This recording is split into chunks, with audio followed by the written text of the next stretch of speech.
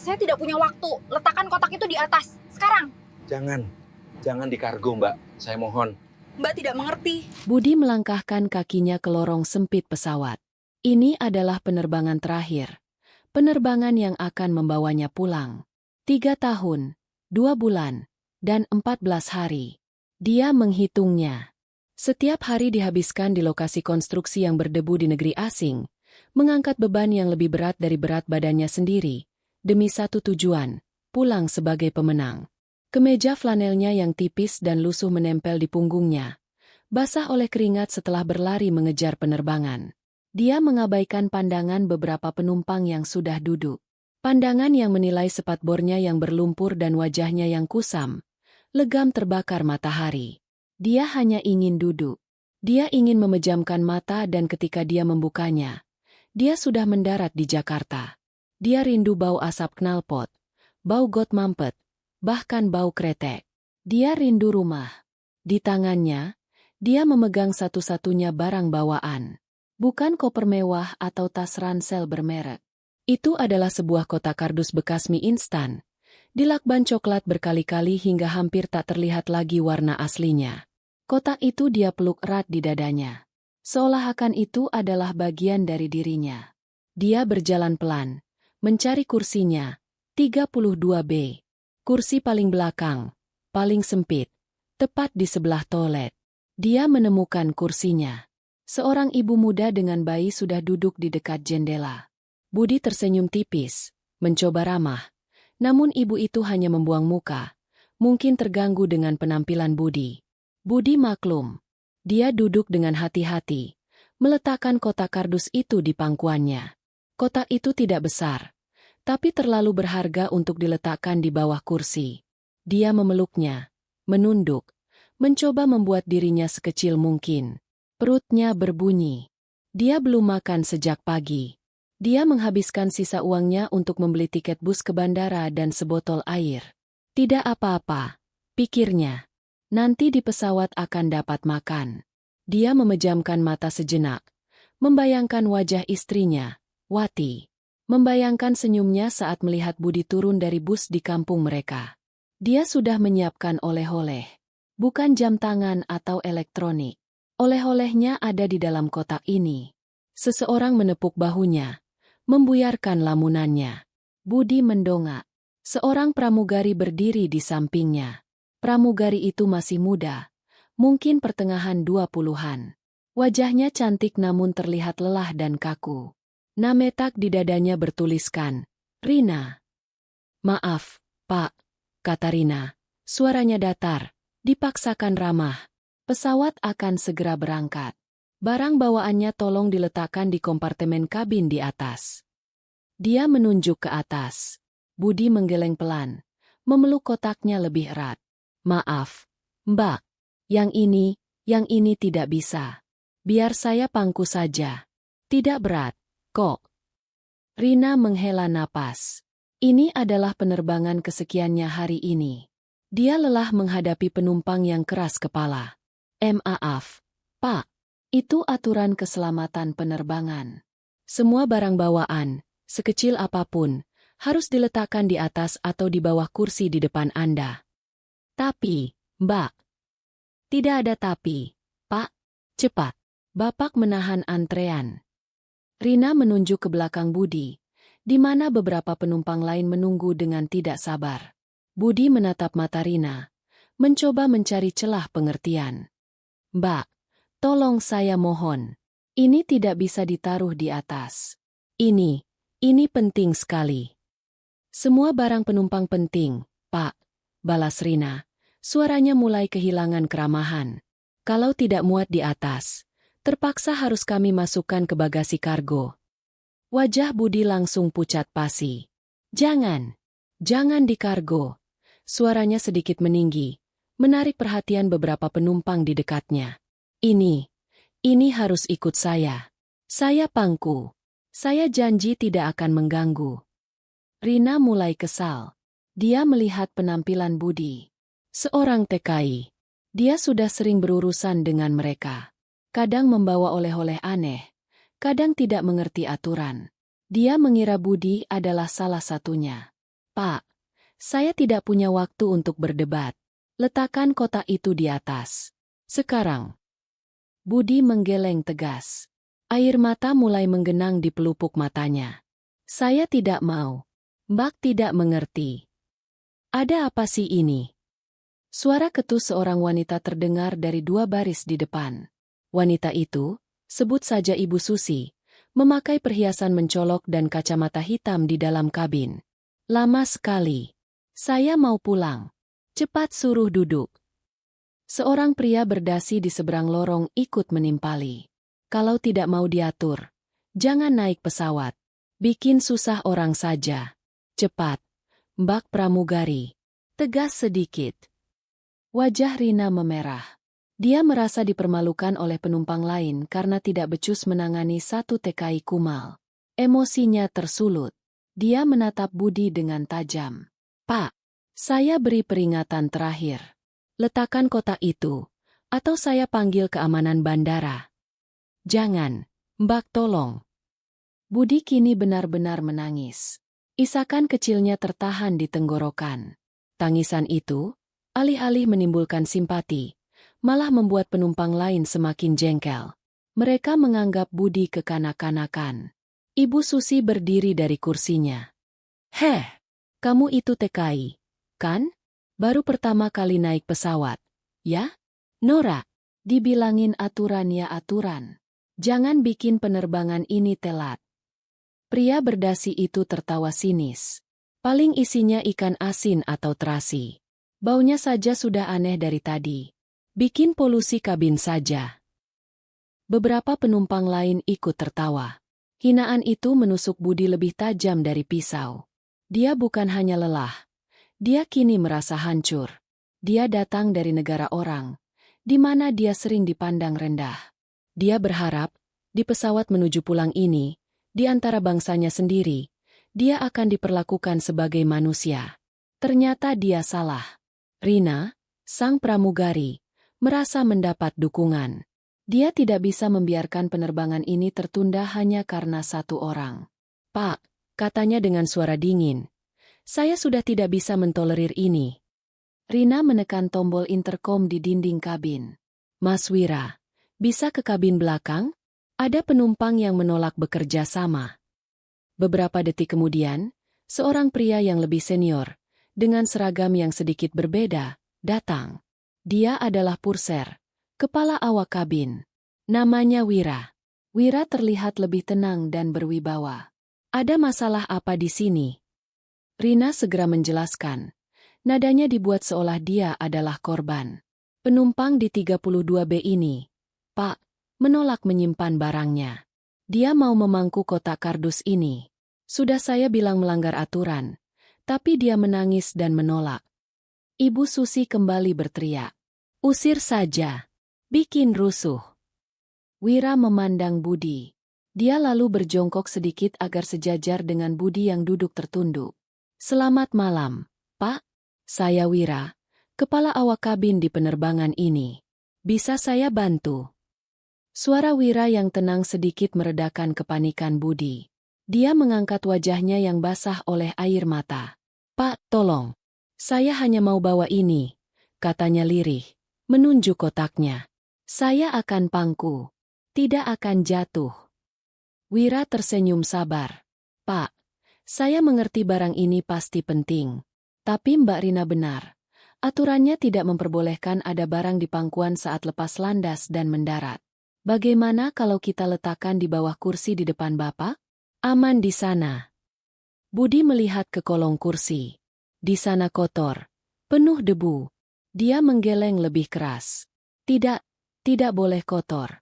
Tidak boleh. Warganet lain mulai bergumam. Aneh sekali. Mungkin dia gila. Rina yang berdiri di belakang Wira memutar bola matanya. Kesabarannya habis. Wira mulai curiga. Reaksi Budi terlalu berlebihan untuk sekadar kotak.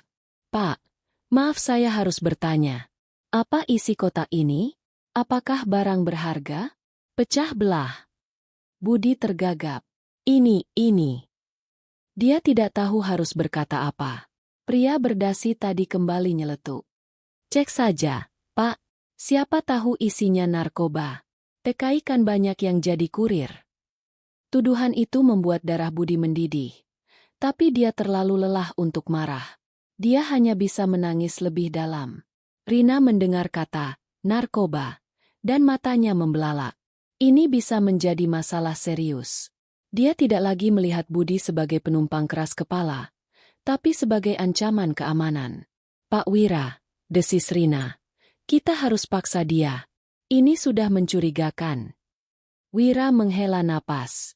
Waktu boarding hampir habis. Kapten sudah bertanya lewat interkom ada penundaan apa. Pak, kata Wira. Nadanya kini tegas. Anda punya dua pilihan. Serahkan kotak itu pada kami untuk kami amankan di kabin depan. Atau kami terpaksa meminta Anda meninggalkan pesawat. Tidak, saya tidak mau turun. Saya harus pulang. Seru Budi. Saya juga tidak mau menyerahkan ini. Waktu seolah berhenti. Ini adalah jalan buntu. Budi memeluk kotaknya. Rina menatapnya dengan marah. Wira menatapnya dengan frustrasi. 15 menit telah berlalu sejak Budi naik. Pesawat seharusnya sudah didorong mundur. Rina tidak tahan lagi. Semua protokol kesabaran yang dia pelajari di pelatihan hilang sudah. Yang dia lihat hanyalah seorang pria kumal, keras kepala, yang mungkin membahayakan penerbangan, dan yang pasti, membuatnya dimarahi kapten. Dia maju, mendorong Wira sedikit ke samping. Cukup, teriaknya. Suaranya melengking tinggi, mengagetkan seisi kabin. Saya sudah muak. Anda tidak mengerti bahasa Indonesia? Anda menahan ratusan penumpang. Dia menunjuk ke pintu keluar. Turun sekarang. Bawa kotak Anda dan turun. Kami tidak butuh penumpang seperti Anda. Bentakan itu adalah puncak dari penghinaan. Penumpang seperti Anda. Kata-kata itu menggema. Budi gemetar hebat, bukan lagi karena sedih, tapi karena campuran amarah, malu, dan keputusasaan yang luar biasa. Keheningan total melanda kabin setelah bentakan Rina. Bahkan Ibu Susi terdiam, kaget melihat kemarahan pramugari itu. Budi menatap Rina. Air matanya berhenti mengalir. Wajahnya mengeras. Mbak. Suaranya bergetar. Mbak tidak tahu apa yang Mbak lakukan. Oh, saya tahu betul, balas Rina. Saya sedang menjalankan tugas saya. Tidak seperti Anda yang... Cukup, Rina. Wira akhirnya memotong. Dia sadar situasinya sudah di luar kendali. Dia menatap Budi, lalu ke penumpang lain yang kini merekam dengan ponsel mereka. Pak, kata Wira lembut. Saya minta maaf atas keributan ini. Tapi kami tidak bisa terbang jika begini. Tolong beritahu kami apa isinya. Kami tidak akan menyitanya. Kami hanya perlu memastikannya aman. Inilah titiknya. 15 menit yang akan mengubah segalanya di penerbangan itu dimulai sekarang. Budi menatap sekeliling. Puluhan mata menghakiminya. Puluhan ponsel merekamnya. Dia merasa telanjang. Kalian mau tahu isinya? Bisiknya parau. Kalian mau tahu kenapa kotak mie instan ini lebih berharga dari nyawa saya? Dia menarik napas dalam-dalam. Terbatuk. Kalian menghina saya. Bilang saya norak. Bilang saya bawa terasi. Bilang saya kurir narkoba. Kalian pikir saya mau jadi TKI? Jauh dari keluarga? Dihina-hina. Saya kerja di konstruksi. 18 jam sehari. Panas. Debu. 3 tahun saya tidak pulang. 3 tahun. Suaranya mulai pecah. Bukan untuk beli jam tangan, bukan untuk bangun rumah mewah. Saya kerja untuk dia. Budi meletakkan kotak itu di atas meja lipatnya yang kecil. Tangannya gemetar hebat saat dia mencoba merobek lakban yang kuat itu. Jangan, Pak. Wira mencoba mencegah. Khawatir Budi akan melukai diri sendiri atau isinya berbahaya. Diam. Budi berteriak, menggunakan sisa tenaganya. Kalian mau lihat? Lihat, lihat. Dia berhasil merobek satu sisi lakban. Dia membuka tutup kardus itu. Ibu muda di sebelahnya menjulurkan leher. Ingin tahu. Rina dan Wira mencondongkan tubuh ke depan. Pria berdasi itu berdiri dari kursinya untuk melihat lebih baik. Di dalam kotak itu bukan terasi, bukan narkoba, bukan uang. Di dalamnya ada sebuah guci keramik kecil berwarna putih, yang terlihat murah. Di samping guci itu, tergeletak sebuah boneka robot-robotan kecil yang catnya sudah terkelupas. Dan di atasnya, selembar foto yang dilaminating. Rina membeku. Tangannya terangkat menutup mulut. Wira tertegun. Foto itu adalah foto seorang anak laki-laki kecil, mungkin berusia 5 tahun. Dia tersenyum lebar, ompong di bagian depan, dan memakai kaos bergambar Ultraman. Dia sedang memegang boneka robot yang sama dengan yang ada di dalam kotak. Itu, Dimas, bisik Budi. Air matanya kembali mengalir. Kali ini deras, tanpa suara. Itu anak saya. Kabin pesawat hening seketika. Suara yang terdengar hanyalah deru mesin pendingin udara. Ini Dimas, ulang Budi, seolah ingin meyakinkan dirinya sendiri. Budi mengelus guci putih itu dengan jemarinya yang kapalan dan kotor. Dia meninggal. 3 hari yang lalu. Keheningan pecah oleh desahan kaget beberapa penumpang. Leukemia, lanjut Budi, suaranya parau. Saya kerja 3 tahun untuk kumpulkan uang kemoterapi. Kata dokter, ada harapan. Saya sudah janji mau pulang bulan ini. Saya bilang, Dimas, tunggu Bapak, ya. Nanti kita main robot-robotan lagi. Bapak bawa pulang robot yang besar. Budi tersedak isakannya. Tapi Tuhan panggil dia duluan. Uang yang saya kumpulkan terlambat. Saya bahkan tidak sempat dengar suaranya untuk terakhir kali. Telepon saya disita mandor. Gaji terakhir saya pakai semua. Katanya sambil menatap kosong ke depan. Saya pakai untuk bawa dia pulang. Saya tidak punya uang untuk beli peti mati yang layak. Saya tidak punya uang untuk menerbangkan jenazahnya. Terlalu mahal. Saya hanya punya cukup uang untuk kremasi.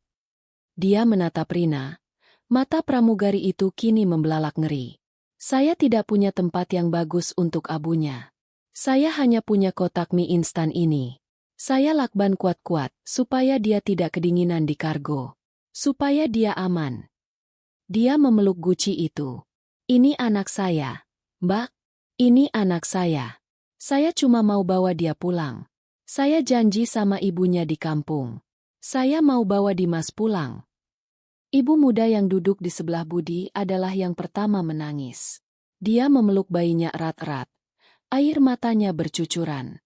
Bayangan anaknya sendiri ada di dalam guci itu. Lalu, terdengar isakan lain. Dari seorang nenek di baris depan. Ibu Susi, wanita yang tadi berteriak paling keras, terduduk lemas di kursinya. Dia tidak bisa berkata-kata. Wajahnya yang angkuh luntur, digantikan rasa malu yang luar biasa. Dia menangis dalam diam, menutup wajahnya dengan tas bermereknya. Pria berdasi itu buru-buru kembali ke tempat duduknya. Dia membuang muka ke jendela, tapi bahunya terlihat bergetar. Dia teringat anak laki-lakinya di rumah. Seluruh kabin belakang kini dipenuhi suara isak tangis yang tertahan. Tapi yang menangis paling keras adalah Rina.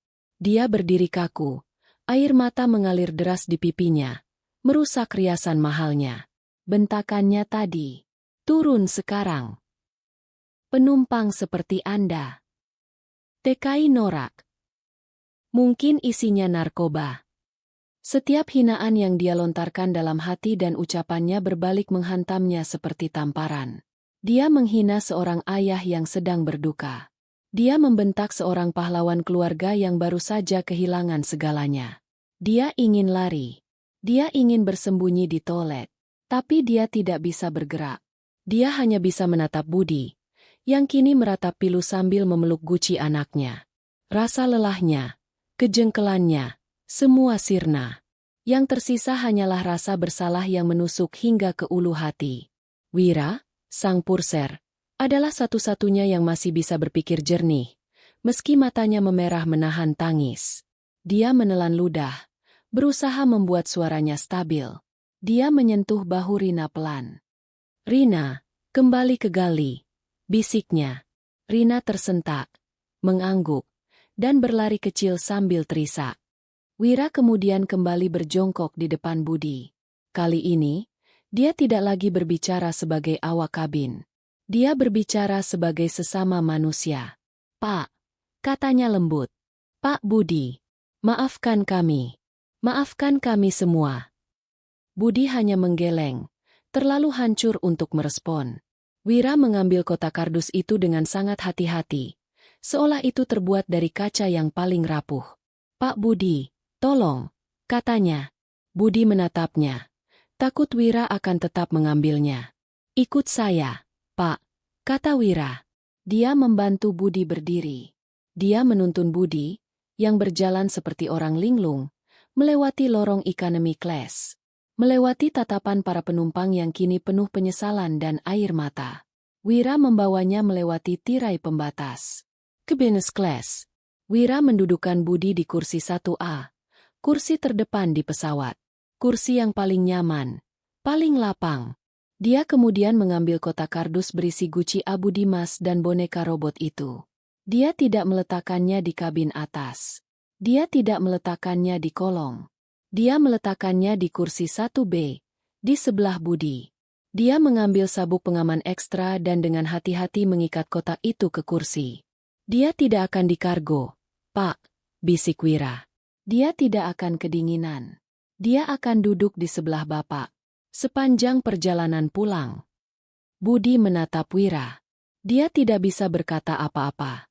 Dia hanya memegang tangan Wira erat dan menangis di sana. Kapten pilot keluar dari kokpit. Dia sudah mendengar ceritanya dari Wira. Dia berjalan ke kursi 1A. Dia tidak berkata apa-apa. Dia hanya berdiri tegak, memberikan hormat militer singkat ke arah kursi 1B, ke arah guci kecil di dalam kotak kardus itu. Sebuah penghormatan untuk perjalanan terakhir seorang anak. Dia lalu menepuk bahu Budi. "Selamat datang di penerbangan kami, Pak. Kami akan membawa Bapak dan Dimas pulang." Pesawat akhirnya didorong mundur. 25 menit terlambat dari jadwal. Tapi tidak ada satupun penumpang yang mengeluh. Seluruh kabin hening selama penerbangan. Tidak ada tawa. Tidak ada obrolan keras. 1 jam kemudian, Rina keluar dari Gali. Matanya bengkak dan merah. Dia telah menangis tanpa henti. Dia berjalan pelan ke kursi 1A. Membawa segelas air putih hangat dan handuk hangat. Dia memberikannya kepada Budi. Tangannya gemetar. "Pak," bisiknya. Suaranya pecah. Saya tidak tahu harus berkata apa. Maafkan saya." Budi menatapnya. Di mata Budi tidak ada kemarahan. Hanya ada kesedihan yang tak bertepi. Dia mengambil air itu dan mengangguk pelan. Anggukan pengampunan itu jauh lebih menyakitkan bagi Rina daripada jika Budi memakinya. Dia kembali ke Gali dan menangis lagi. Saat pesawat mendarat di Jakarta, hari sudah larut malam. Lampu kabin dinyalakan. Para penumpang berdiri untuk mengambil barang-barang mereka. Tapi tidak ada yang beranjak dari lorong. Mereka semua memberi jalan. Wira dengan hormat membantu Budi melepaskan ikatan kotak itu. Budi memeluknya erat. Budi berdiri. Dia berjalan menyusuri lorong business class, lalu economy. Ibu Susi berdiri di lorong. Saat Budi lewat, dia menundukkan kepalanya dalam-dalam. "Maafkan saya, Pak," bisiknya. Pria berdasi melakukan hal yang sama. Semua orang menatapnya dengan rasa hormat, rasa malu, dan duka yang mendalam.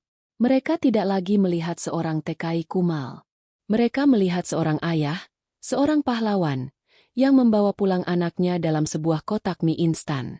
Saat Budi melangkah keluar dari pintu pesawat, Rina dan Wira berdiri di sana.